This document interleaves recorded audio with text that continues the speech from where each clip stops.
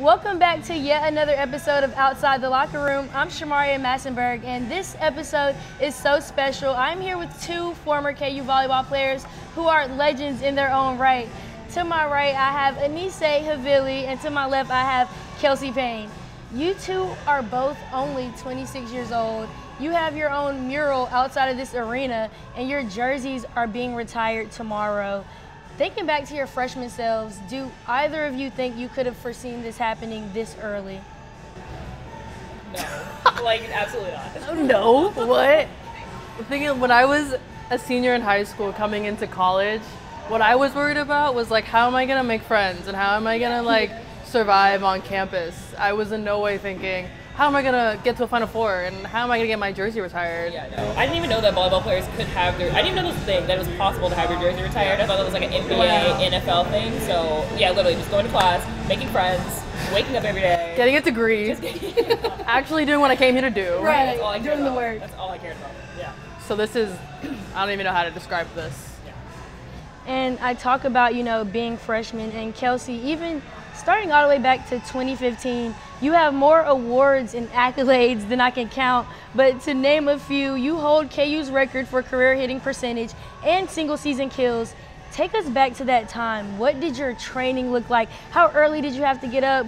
Were you on any type of diet? What kind of grind do you have to accomplish those things that early? Right. It's actually crazy because I started as a middle blocker and then I switched positions. So I think the hardest part of my whole career was that spring. I think it was 2015 spring where I switched positions and my coaches were you were there on me every single, we would do drills specifically for me. We would do things centered around me just becoming a better right side. That was my switch. And so just putting the work in and focusing on being the best I could for my team, because the switch was for my team because we needed that position. So yeah, just practicing, lifting weights, doing film, all that stuff, just to put in the work to be a better right side. That was my only goal, was to just help the team. The accolades that's extra. I didn't care about that. I just wanted to not mess up and just do my job. There was multiple practices that I remember that spring it was traumatize Kelsie as much as possible. It was swing at Kelsie, if she shanks the ball, run. Yeah. If she doesn't,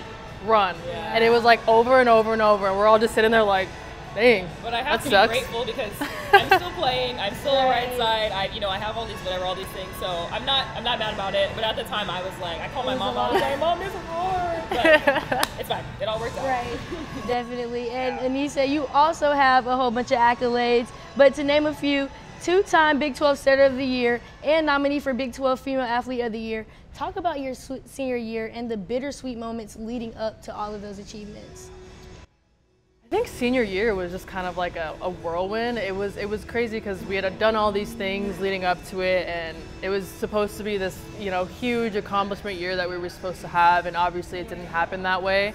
But I mean, looking back now, I wish that we would have just kind of went into that as we did the years before, and it was just kind of work hard, do what you know how to do, be great as best as you can be in your position. But I mean, looking back now, obviously, I don't even remember half of the plays, the practices, obviously the big awards mean something, but the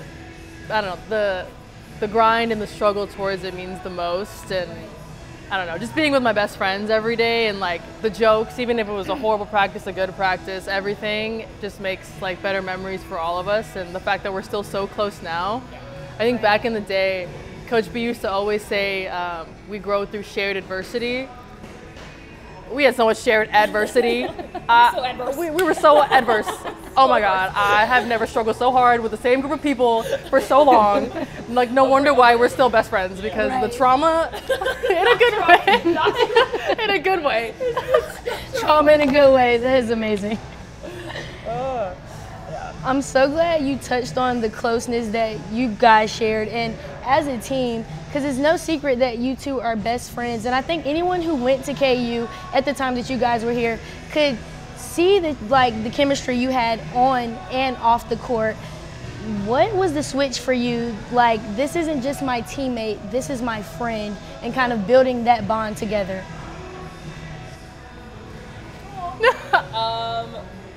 I don't know if it was a moment, but it was very early on. I think that we had a feeling that I actually like you a lot. I think you're really cool. I think we have some this could work.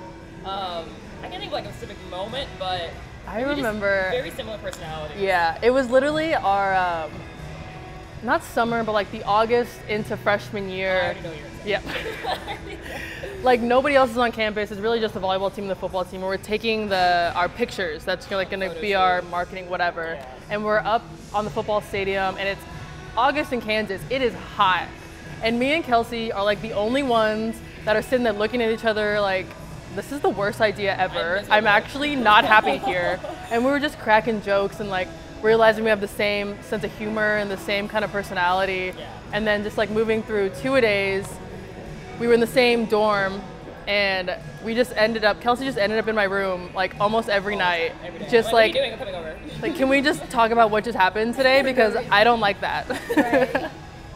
But no, it was very early on, and it was very, and I think, like you said before, like everybody kind of knew, like where Kelsie was, there was Ainise. Where Ainise was, Kelsie wasn't far behind. So it was very much known in Lawrence. Yeah.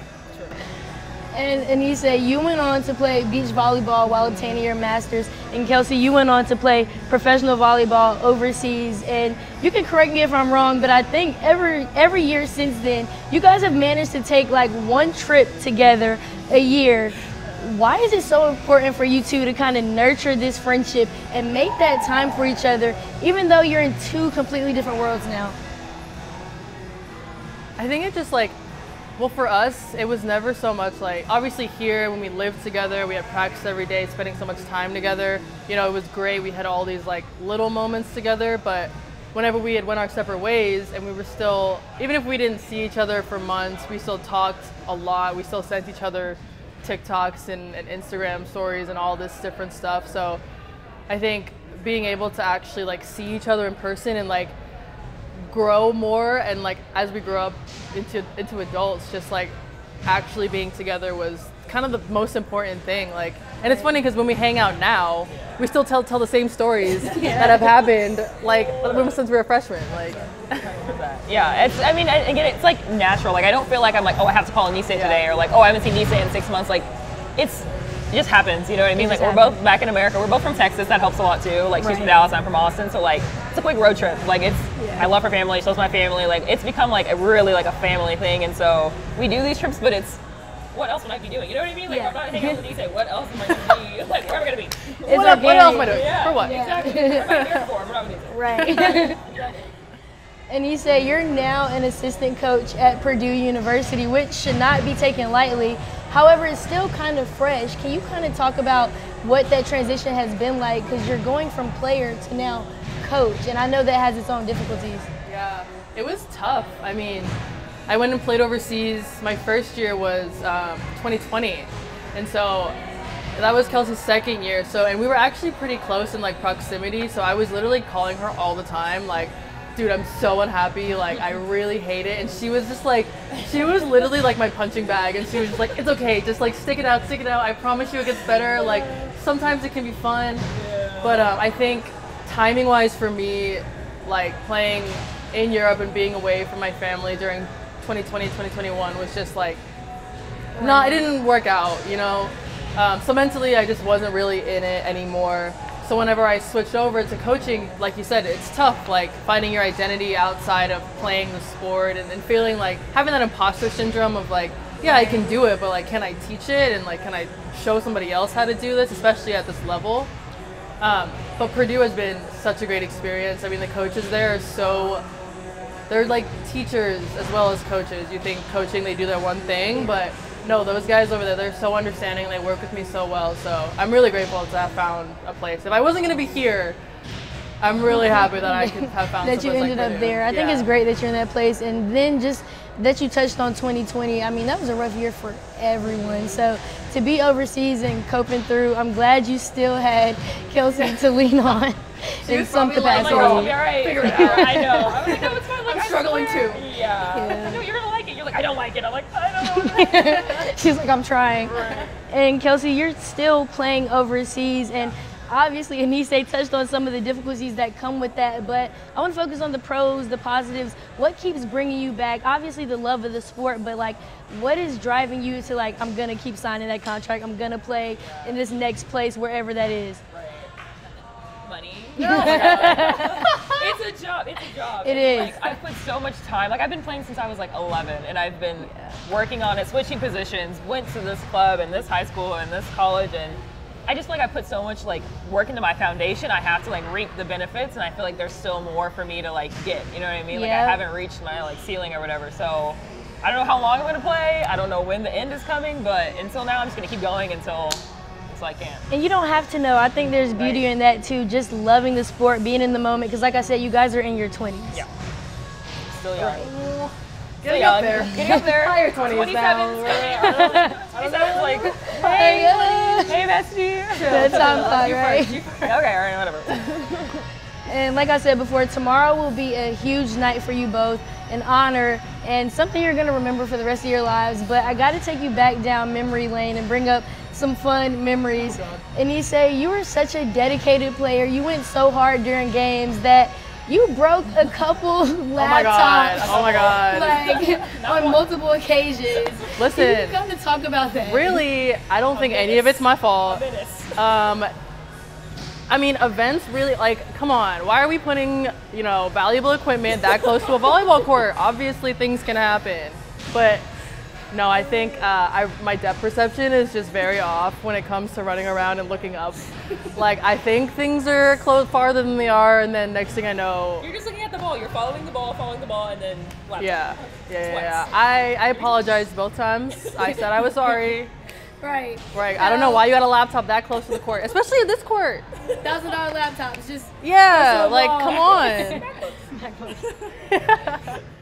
And Kelsie, you talked about being from Texas, and you weren't highly recruited by them. Then to be going head-to-head against them in the Big 12, I mean, the irony in that. Talk about that experience and being from Texas. Was that a fun experience for you? Like, how did you feel? Absolutely. Playing Texas was my favorite game. Every time, every year, I'm like, guys, it's Texas. And obviously, like Kansas, we know. The whole team knows, like, Texas is always ranked higher than us. We want to win. We always want to win. But obviously, being from Austin, there's, like, a little bit more sting to it. Yeah. We did lose every single time we went to Austin. And that sucks. Right. But when we beat them, I mean, the feeling is undescribable. I can't even, like, best night, top 10 nights of my life. Like, it was everything. Well, again, ladies, thank you so much, and I wish you guys the best in your future endeavors. That is it for this episode of Outside the Locker Room. I'm Shamaria Massenberg, and we will see you next time.